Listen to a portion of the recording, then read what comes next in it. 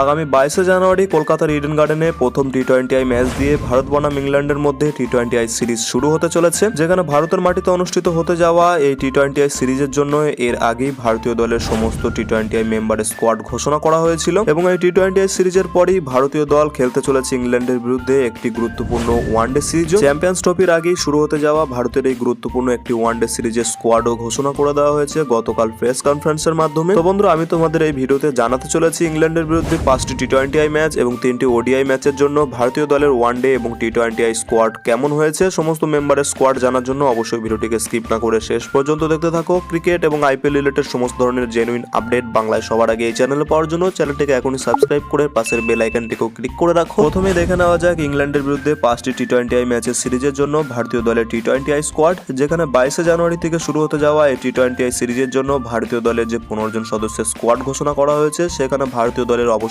Captain রয়েছেন সূর্যকুমার যাদব। এছাড়াও এই স্কোয়াডে ব্যাটার্সদের মধ্যে রয়েছেন অভিষেক শর্মা, তিলক বর্মা এবং রিঙ্কু সিং। স্কোয়াডে রয়েছেন দুজন wicket keeper batter Sanju Samson এবং রয়েছেন ধ্রুব জুড়েল। অলরাউন্ডারদের মধ্যে রয়েছেন এই দলের ভাইস ক্যাপ্টেন আকসার প্যাটেল। এছাড়া রয়েছেন হার্দিক পান্ডিয়া। হ্যাঁ বন্ধুরা, হার্দিক পান্ডিয়া থাকা সত্ত্বেও এই টি-20 স্কোয়াডে ভারতীয় দলের ভাইস ক্যাপ্টেন হিসেবে রাখা হয়েছে আকসার প্যাটেলকে। এই দুজন অলরাউন্ডার ছাড়া রয়েছেন ওয়াশিংটন সুন্দর এবং বর্তমানে দারুণ পারফরমেন্স করা সেই নীতিশ কুমার রেড্ডি। অলরাউন্ডারদের ছাড়া ভারতীয় দলের এই টি-20 স্কোয়াডে বোলিং লাইনআপের কথা বললে সেখানে আকসার প্যাটেল এবং ওয়াশিংটন সুন্দর ছাড়াও রয়েছেন আরো দুজন স্পিনার। রাখা হয়েছে বরুণ চক্রবর্তী এবং রবি বিষ্ণয়কেও। পেস বোলারদের কথা বললে সেখানে এই দলের লিড পেসার রয়েছেন আর্শদীপ সিং। এছাড়া রয়েছেন হর্ষিত রানা এবং বন্ধুরা আবারও বহুদিন পর ভারতীয় দলে কামব্যাক করতে চলেছে এই টি-20 সিরিজ দিয়ে মোহাম্মদ শামি, যেখানে চোট কাটিয়ে প্রায় 1.5 বছর পর আবারও ভারতীয় দলে ফিরতে চলেছে মোহাম্মদ শামি এবং যাকে এই টি-20 স্কোয়াডেও রাখা হয়েছে। ইংল্যান্ডের বিরুদ্ধে টি-20 সিরিজের পরই যে ভারত ওয়ানডে সিরিজ খেলতে চলেছে, সেই সিরিজের জন্য ভারতীয় দলের গতকালই চ্যাম্পিয়ন্স ট্রফির সাথেই ওয়ানডে সিরিজেরও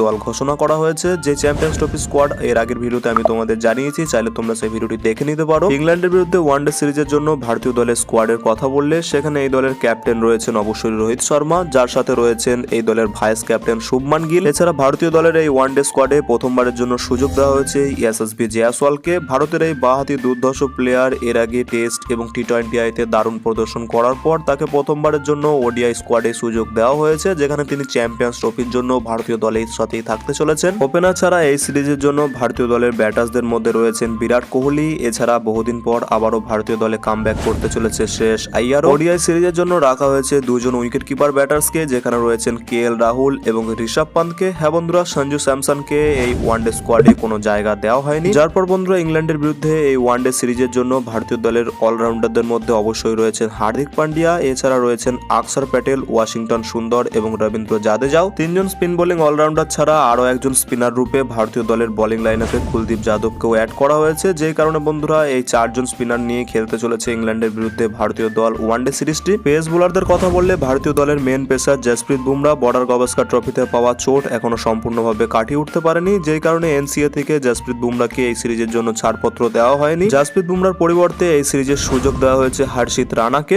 এছাড়া মোহাম্মদ শামি, যিনি টি-20 সিরিজ থেকে ইংল্যান্ডের বিরুদ্ধে কামব্যাক করতে চলেছে আবারও ভারতীয় দলে, তিনি বন্ধুরা এই ওয়ানডে সিরিজেও খেলতে চলেছেন ভারতীয় দলে। হর্ষিত রানা এবং মোহাম্মদ শামি ছাড়া আরো একজন পেস বোলারকে এই স্কোয়াডে অ্যাড করা হয়েছে, যিনি হলেন বন্ধুরা বাঁহাতি আর্শদীপ সিং। ভেরিয়েশনের কারণে এই 3 জন পেসারকে ভারতীয় দলে সিলেক্ট করা হয়েছে, যেই কারণে মোহাম্মদ সিরাজকে ভারতীয় দলের ওয়ানডে স্কোয়াড থেকে ড্রপ করে দেওয়া হয়েছে। কিছুটা এমনই 15 জন সদস্যের একটি স্কোয়াড ঘোষণা করা হয়েছে ইংল্যান্ডের বিরুদ্ধে ওয়ানডে সিরিজের জন্য। বন্ধুরা, তোমাদের কি মনে হয় এই স্কোয়াড নিয়ে চ্যাম্পিয়ন্স ট্রফির আগে ভারতীয় দল ইংল্যান্ডের মতো একটি শক্তিশালী দলকে কতটা টক্কর দিতে পারবে? ভিডিওর নিচে কমেন্ট সেকশনে অবশ্যই মতামত জানাও। ভিডিওটি ভালো লাগলে ভিডিওটিকে অবশ্যই একটি লাইক করে আমাদের সঙ্গে জুড়ে থাকো।